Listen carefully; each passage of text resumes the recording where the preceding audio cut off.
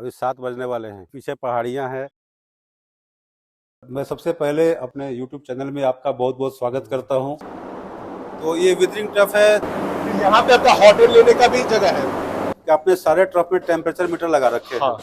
इस तरीके की चेस्ट होती है। इस रूम में आने के बाद से जो खुशबू मिली, ये दार्जिलिंग की याद ताजा हो गई। नीचे भी ब्रास है, अंदर का जो चेम्बर भी ब्रास है। इतना प्यारा खिलौना सा लग रहा है। ताइवान से लाए थे सर।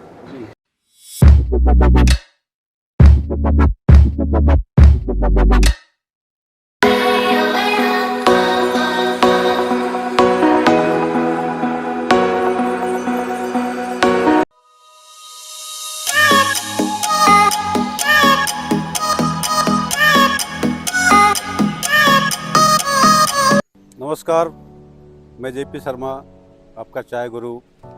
आज फिर एक सफ़र पर निकले हैं। बताऊंगा, अभी सरप्राइज़ है।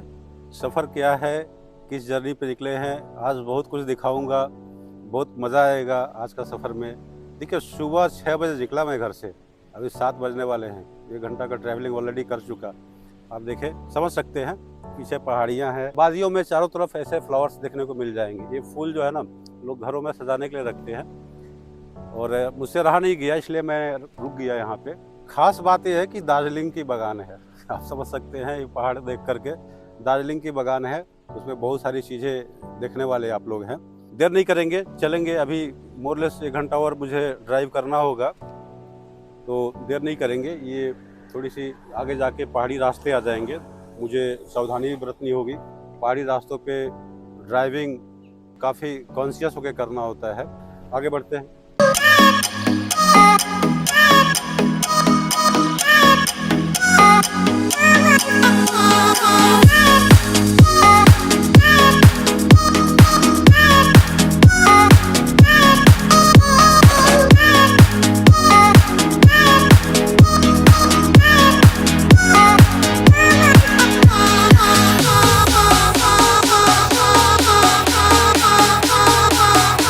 मैं सबसे पहले अपने YouTube चैनल में आपका बहुत बहुत स्वागत करता हूं। आपसे मिल के मुझे बहुत खुशी हुई, क्योंकि ये चेहरा जो है बहुत जाना पहचाना सा है चाय में। और दार्जिलिंग में ये आज से नहीं है, आप कल्पना भी नहीं कर सकते कि कब से।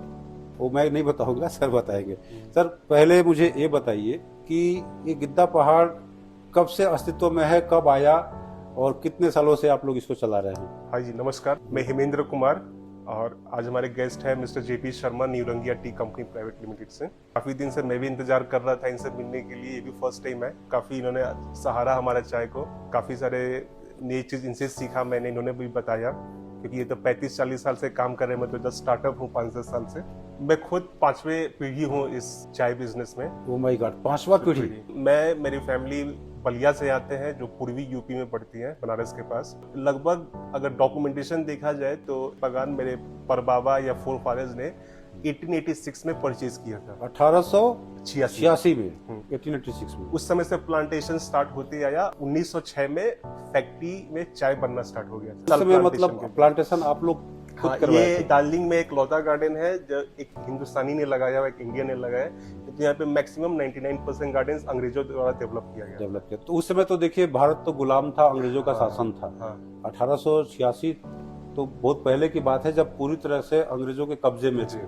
तो उस पीरियड में आप लोगों ने यहाँ पे चाय बागान की स्थापना की, प्लांटेशन की। ये बहुत बड़ी गर्व की बात है हमारे लिए, मानना पड़ेगा। इतना सुना हुआ बात है, इतना मतलब साहस था। बाई जनरेशन सुनते आए हो। बाई जनरेशन तो इसकी हिस्ट्री भी मैंने पढ़ी है कि इतने सालों से इस चाय बागान को धीरे धीरे डेवलप करते आना। अच्छा, फिर फैक्ट्री कब लगी इसकी? 1906 का रिकॉर्ड 1906 का रिकॉर्ड है। उसके बाद एवरी साल डेवलपमेंट हुआ, एक्सपेंशन हुआ। 1906 से प्रोडक्शन आपका चालू हो गया था। बहुत नहीं हुआ होगा, 2-4-5 हजार किलो, लेकिन इसके बाद धीरे बढ़ते गया। उस समय तो काफी चैलेंजेस भी हुआ करते थे। बिजली नहीं, मतलब इलेक्ट्रिसिटी तो था ही नहीं, सब कुछ मैनुअली होता था।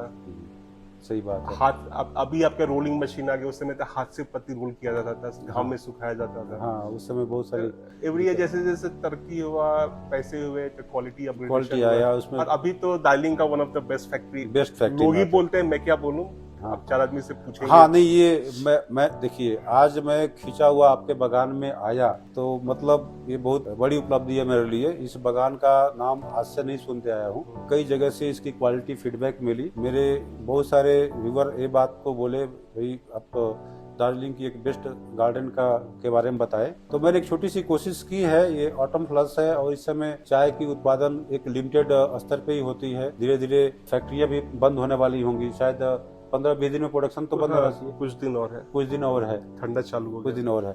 अच्छा, इसमें अभी आपकी जो ओवरऑल अभी का जो मैनेजमेंट है, अभी की जो क्वालिटी है, मार्केट की पकड़ है, इसमें कुछ आप बताएं कैसा चल रहा है अभी? हमारे एक बहुत पुराने मैनेजर हुआ करते थे, मिस्टर सुरेंद्र नाथ सिंह, वो भी बलिया के थे। उन्होंने लगभग 1962 में ज्वाइन किया था, जो फाइनली 2020 में एक्सपायर हो गए, 2021 में। वो भी बलिया के ही थे। तो उस समय तो मेरे पापा लोग भी नहीं रहते थे यहाँ पे, मेरे दादाजी रहते थे और मार्केटिंग मिस्टर सिंह ही देखते थे। और कितने साल से कंटिन्यू वही थे? हाँ, लगभग 55 साल से वही थे। 55 साल से। तो जो भी बनाया हुआ मार्केट उन्हीं का था, सिलीगुड़ी का लोकल। इसलिए सिलीगुड़ी और नॉर्थ बंगाल में गिद्धा पहाड़ मतलब ऐसा कोई ना हो जो नहीं जानता होगा। नाम भी काफी अट्रैक्टिव है। हाँ, गिद्धा पहाड़। गिद्धा पहाड़। उसके बाद भी जैसे मेरे पापा है तो कुछ डेवलप किए, फिर उनके बाद मेरे चाचा लोग हैं तो वो लोग भी डेवलप किए, मैं भी लगा ही हुआ हूँ कुछ। तो ये तो एक दिन में कुछ होने वाला नहीं है, तो बाई जनरेशन तो आपको, जैसे कहावत है, Rome was not built in a day. वाकई में ऐसा हुआ होगा। और मैं पिछले 10 साल से देख रहा हूँ, अगर आप 10 साल पहले अगर गिद्धा पहाड़ आए होते हैं, उस समय का फेज और अभी का फेज में आपको खुद अंतर दिखेगा। बहुत आप तो सबसे बेस्ट टाइम में आए हैं आप। हाँ, बेस्ट टाइम इस समय तो बहुत है। अच्छा, एक चीज इसमें है, बहुत लोगों का एक क्वेश्चन रहता है, मेरा भी अंदर में जिज्ञासा है, अगर आप इसके बारे में कुछ जानते हो। ये गिद्धा पहाड़ नाम कैसे पड़ा? सर, यहाँ पे 1 किलोमीटर आगे एक व्यू पॉइंट है, रॉक गार्डन, गिद्धा पहाड़ व्यू पॉइंट। वहाँ पे एक पत्थर होता था, जो आप सिलीगुड़ी से दिखेंगे तो गिद्ध जैसा दिखता था। वो गिद्ध जैसा दिखता था। हमारे दूर से लगता था कि मतलब ईगल जैसा दिखता था, जो कुछ साल 25 साल पहले टूट के गिर गया था, मतलब लैंडस्लाइड में। तो वो उसका लुक ही था गिद्ध जैसा, इसलिए गिद्धा पहाड़ नाम रखा गया। ये देखिए, और ऐसे भी ये जो एरिया में ना विंटर में काफी गिद्ध दिखते हैं, यही एक एरिया में। अभी भी आप जाएंगे प्लांटेशन एरिया में तब वो दिखेंगे 2-4। तो ये कुछ गिद्ध देखते थे, वो पत्थर भी गिद्ध जैसा दिखता था, इसलिए गिद्धा पहाड़ पड़ गया। नहीं, ये भी थोड़ा सा एक इंटरेस्टिंग फैक्टर है, ये सबको जानना भी चाहिए और मजा आया सुन के। ये मेरे लिए रहस्य था, मुझे भी पता नहीं था। चलिए, अभी कुछ फैक्ट्री घूमेंगे, फिर बागान घूमेंगे। आपसे मिलके बहुत अच्छा लगा और आप सबको इनसे परिचय करवाया। एक चाय बागान में एक नए जनरेशन के एक ऐसे व्यक्तित्व हैं जो चाय से काफ़ी प्यार है और अभी बहुत सारी चाय के बारे में इनसे जानकारियाँ लेना बाकी है, हम लोग लेंगे। और आशा करता हूँ कि आप सब गिद्धा पहाड़ की चाय को एक बार जरूर टेस्ट करें, इसको एक बार तो कम से कम ट्राई जरूर करें। आप खुद महसूस कर पाएंगे कि भाई इस चाय में क्या खास बात है। किसी को कोई कमेंट है, आप मुझे बताएं, लिखें, मैं उनको पूरा सहयोग करूंगा। तो चलिए आगे बढ़ते हैं। सर, आपसे बात करके बहुत अच्छा लगा। थोड़ा सा फैक्ट्री दिखाइए, फील्ड दिखाइए। चलिए, हम लोग अभी गिद्धा पहाड़ की फैक्ट्री आ चुके हैं और जैसा कि आप लोग देख रहे हैं, फैक्ट्री में इन करने से पहले ये सारी प्रिकॉशन का होना बहुत ज़रूरी है। ये one of the quality maker factory के अंदर में आती है और इसकी काफ़ी अच्छी रेपुटेशन है और ये हाइजीन कंडीशन का ख्याल रखना सबके लिए अति आवश्यक हो जाता है, क्योंकि फूड प्रोडक्ट है। फैक्ट्री में इन सब चीज़ों का पालन करना बहुत ज़रूरी है। तो ये विदरिंग टफ है। दार्जिलिंग की जो चाय की विदरिंग की खुशबू ही अलग होती है। Oh my God. तो ये कौन सी प्लांट की पत्ती है? ये सब क्लोनल है, नया बुशेस का। क्लोनल, नया बुशेस का। तो नॉर्मली ये कितने राउंड्स की पत्ती होगी? अभी तो सीजन एंड होने वाला है, तो ये करीब करीब 34 से 35वां राउंड का पत्ती होगा। तो ये कितने दिन बाद प्लकिंग करते हैं? जैसे मान लीजिए आज प्लकिंग किए, अभी जो इंटरवल है, क्योंकि ठंडा ज्यादा हो गया है, लगभग 10 दिन पे लॉन्ग। 10 दिन में। लेकिन नॉर्मली कितना दिन में करते हैं सीजन में?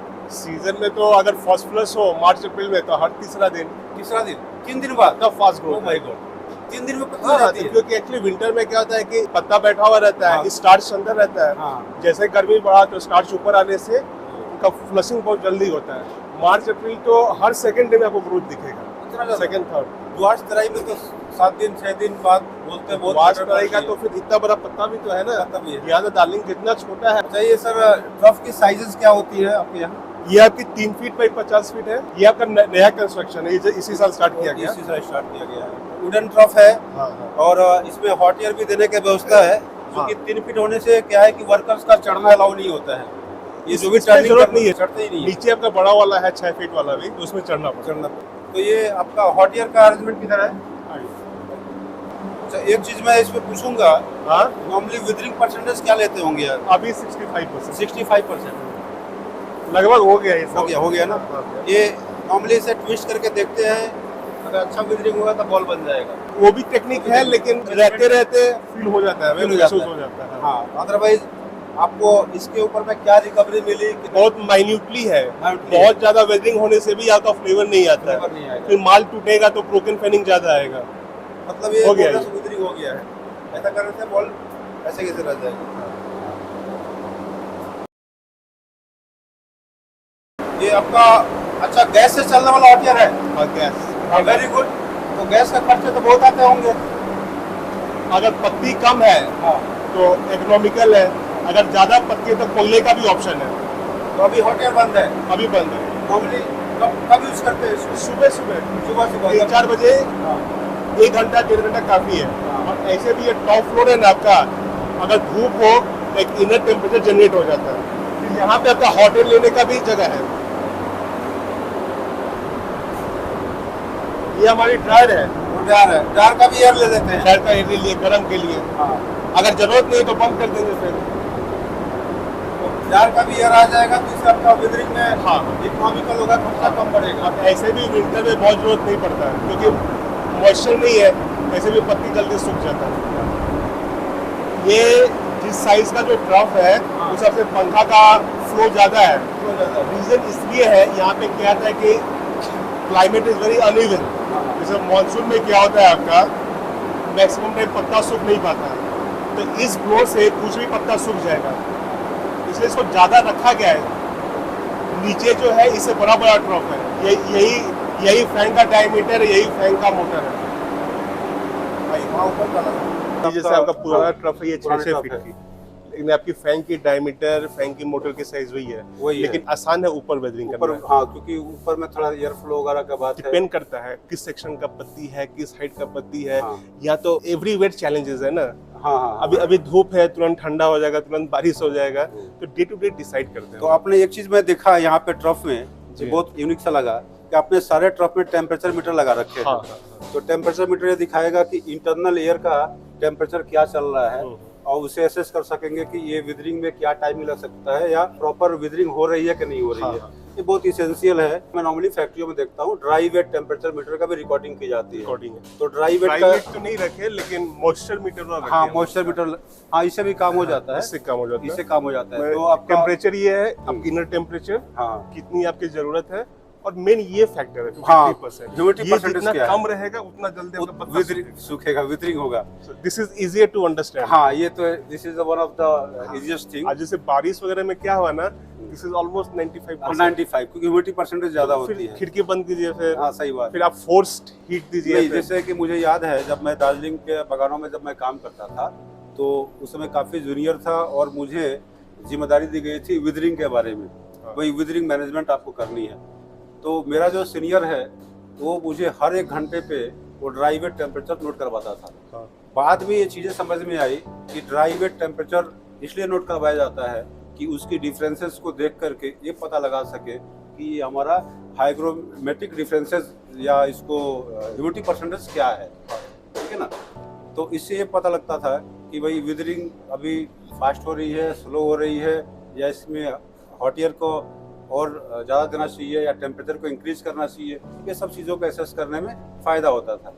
और विदरिंग तो मतलब 0.5% के ऊपर नीचे होने से मुश्किल है, बहुत मुश्किल है। जिस दिन थोड़ा सा ज़्यादा वेदरिंग होने पे चाय बेचना मुश्किल हो जाता है। जिस जिस दिन कम हो उस दिन और मुश्किल हो जाएगा, क्योंकि है। आपका वो ब्लैकिश हो जाएगा, ब्लैक चाय का डिमांड नहीं रहता, फिर फ्लेवर में भी फर्क आएगा। फिर इट्स एवरी डे, मैंने हर आधा घंटा में आपको जज करना पड़ता है। सही बात है। So withering is the most important. अगर यहाँ अगर बिगड़ गया तो फिर नीचे बिगड़ जाए।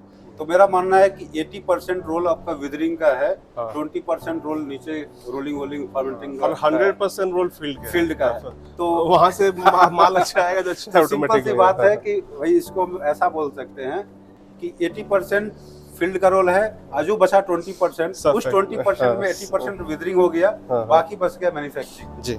तो चलिए हम लोग रोलिंग में चलते हैं। सबसे क्रूशियल फैक्टर आपका लास्ट ड्राइंग। अच्छा, एक चीज में यहाँ पे थोड़ा सा इसके बारे में बताइए, ये आप जो चेस्ट है आप यही बनवाते हैं? ये actually this is not for selling. हमारे फैक्ट्री में भी जगह चाहिए ना चाय रखने के लिए, उसके लिए जो भी चाय अगर बाहर जाता है बायर्स के पास, वो पेपर सैक्स में जाता है, पेपर सैक्स में हमारी कंटेनर्स है बस। लेकिन ये जो काफी पहले से ट्रेडिशन रहा है कि इस तरीके के चेस्ट में चाय को पैक करते थे, और ये दिखाता हूँ मैं, इस तरीके की चेस्ट होती है और इसमें एक वाइब्रो मशीन को ऊपर रख देते हैं, वाइब्रेट करता है, चाय रखेंगे सुंदर से पैक होगा, और इस पे स्टेंसिल से मार्किंग कर देंगे उसके लॉट नंबर, इनवाइस नंबर, कौन सा ग्रेड है, उसकी डेट ऑफ मैन्युफैक्चरिंग क्या है, और ये काफ़ी प्यारा लगता था। आजकल काफ़ी कम देखने को मिलता है, रीजन क्या है, कारण क्या है? कारण यह है कि पहले अभी जिसका एक्सपोर्ट ज़्यादा होता है, मैंने this is not very easy to decompose, जैसे बाहर कंट्री में। तो एक तो ये है कि इसको साइडलाइन हो गया, क्योंकि मैक्सिमम चाहे तो दार्जिलिंग का एक्सपोर्ट ही चक्कर में रहता है। ऐसा तो नहीं कि कॉस्ट के बात है, कुछ कॉस्ट तो बहुत ज़्यादा है, बहुत ज़्यादा। आपका पेपर सैक्स में कॉस्टिंग पड़ता है 5 रुपया किलो, एक बनाने में 400 रुपया लगता है। तो हिसाब से इससे बढ़िया बायोडिग्रेडेबल आइटम की अगर बात करें तो पेपर सैक्स इवन ये भी है, इसमें भी कोई अब इजीली बहुत अवेलेबल नहीं है, अवेलेबल भी नहीं है, ये सिर्फ हमारे अपने फैक्ट्री के स्टोरेज के लिए। क्या प्यारा खुशबू है। ये फर्मेंटेशन रूम है आपका, और रोलिंग रूम भी सब कॉमन है हाफ में। तो एक चीज मैं नया देख रहा हूँ कि फर्मेंटेशन के लिए आप इस तरीके से आपने रैक बना रखा है, ये ट्रेन की बर्थ की जैसी 3 स्टोरी, हाँ स्लीपर बर्थ और 3 स्टोरीज। तो पहले हम लोग बेटर होगा ना, पहले रोलिंग समझ लेते हैं, रोलिंग समझने के बाद से फर्मेंटेशन देखेंगे। इस रूम में आने के बाद से जो खुशबू मिली, ये दार्जिलिंग की याद ताज़ा हो गई। अच्छा सर, एक चीज़ मुझे बताएं कि ये जो रोलिंग टेबल की साइज क्या है, कैपेसिटी क्या है, इसकी फंक्शन क्या है, किस तरीके से करते हैं, मैं आपसे सुनना चाहता हूँ। ये सब ब्रिटानिया कंपनी का है और ये तकरीबन 50 से 60 साल पुराना है, ठीक है। और इसकी साइज है 36 इंच है, रेडियस 36 इंच रेडियस है, रेडियस है, ठीक है। सब आपका ब्रास सरफेस है, नीचे भी ब्रास है, अंदर का जो चेंबर भी ब्रास है, पूरा ब्रास है। वो भी पहले का, इसलिए अभी तो सब स्टील का आ गया, लेकिन स्टील में फिर भी कंप्लेन आता है, लेकिन ब्रास में कोई कंप्लेन, कुछ रिड्यूसल रह जाता है, कुछ कंट्रीब्यूशन हो सकता है, रहता होगा सर। कोई भी अगर आपको एक गिलास में बनेंगे तो फिर छोड़ता ही है ना कुछ ना। हाँ, मतलब स्टील में भी वैसा ही, स्टील का भी अगर ग्रेड सही नहीं है, लोग बोलते हैं 303 का बढ़िया फूड ग्रेड स्टील होना चाहिए, अगर वो नहीं है, मिलावट है, तो उसमें कंप्लेन आ सकता है। ब्रास जल्दी टीके नहीं करता और कंट्रीब्यूटर नहीं होता है, और हेल्थ के लिए बढ़िया है। थोड़ी मैं सुना हूँ भाई, तावे वगैरह का तांबा तो मैं जानते हैं कि हेल्थ के लिए बढ़िया होता है, कॉपर वगैरह। इसमें भी ट्रेडिशनल तरीके से जो खाना पकाते थे हमारे पुरखों लोग, ठीक है, बीमार नहीं होते थे। आजकल एल्युमिनियम के बर्तन में, एल्युमिनियम तो जहर है सर, जहर है। तो ये फूड क्वालिटी के हिसाब से बहुत बढ़िया ग्रेड बोला जाएगा। अच्छा, इसमें सर ये बताए कि कितनी पत्ती डालते हैं इसके अंदर में? सर वेदरिंग लीफ इसमें 55 से 60 किलो, 55 से 60 किलो, हाँ, ठीक है। और इसकी रोलिंग टाइम होती है तकरीबन 50 मिनट, 50 मिनट तक। मैंने अभी ऑटम फ्लस के लिए, फर्स्ट फ्लस में और कम रहता है, 10 से 15-20, मतलब अकॉर्डिंग टू फ्लस इसके rolling, according to flush, according to the structure of the leaf, ये सब वेरी करता है। बिल्कुल, इस पे कितना पत्ती देना है, क्या टाइमिंग देना है। अभी पत्ती हार्ड है, मॉइस्चर कम है, तो थोड़ा सा टाइम ज्यादा हो जाता है। 50 मिनट मैक्सिमम है, मतलब कोई भी सीजन के लिए। अच्छा, इसके जो आपके इस पे दिए हुए हैं, जैसे कि अभी तो पत्ती फील हो रही है, ये आपको हैंडल दिए हुए हैं, किस काम के लिए है? सर वो बहुत काम नहीं आता है, तो पहले मैनुअल होता था। प्रेशर को कम करने, ज्यादा करने का कुछ सिस्टम है ना इसका? ये वाला है। पहले बहुत पहले वो मैनुअल था, उसके बाद हमने मोटर लगा दिया, तो मोटर से हो गया ऊपर नीचे। मैनुअल के लिए था ये, अभी मोटराइज कर दिया है। तो सिर्फ एक ही मोटराइज किया है, यही मोटराइज हुआ है। आप उसको ऊपर करेंगे तो ऊपर जाएगा, नीचे करेंगे तो नीचे जाएगा। तो मतलब इसको प्रेशर के बारे में कुछ बताएं, इसके प्रेशर का क्या कम ज्यादा कैसे करते हैं? मतलब अकॉर्डिंग टू 50 मिनट का जो टाइमिंग आपने बताया, 2 बार पे था।